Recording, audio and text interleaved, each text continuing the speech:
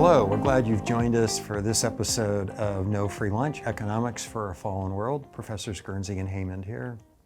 We've been talking about trade between parties, and relevant to that conversation is the notion of absolute advantage and comparative advantage. So Dr. Haymond, we've talked about those two concepts in the past.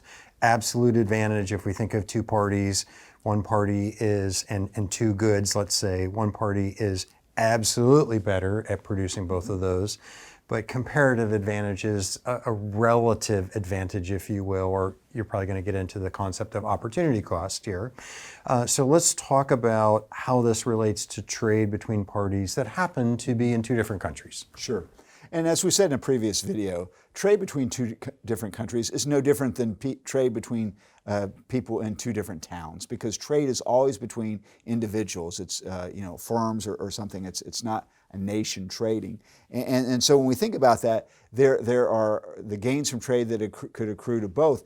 And you make the decision between a country the same way you make a decision whether you're going to outsource the finishing of your basement in your house. And it's all based on opportunity costs. I've got a fairly detailed example I think it'd be helpful to walk through to make this illustration on an international basis. So you talked about comparative advantage, and comparative advantage really occurs when you have a lower opportunity cost of production than someone else. And the absolute advantage would be, hey, I can produce more efficiently than both.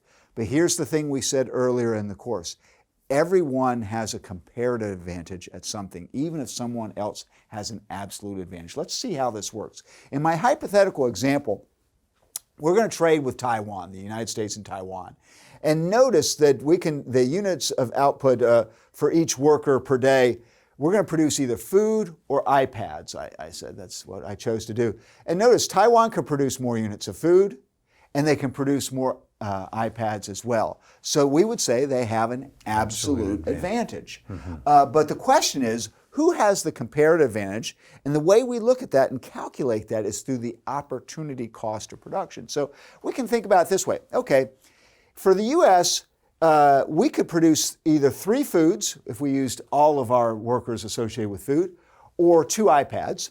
Taiwan could produce either 4 units of food or 6 iPads. So our trade-off, if you will, in the U.S., without trade yet, is just trade between food and iPads, right? We're not doing with Taiwan yet.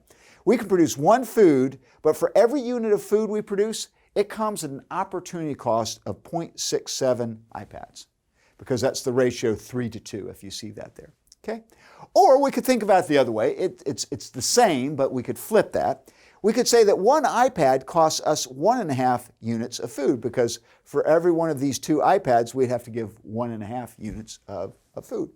And we can do the same calculation. These numbers are reversed just because 3-to-2 and 4-to-6 are kind of the same ratio. It wouldn't have to work out that way, but it still will make the case. So Taiwan is when we start thinking about who's the lowest opportunity cost, we start looking at, say, food.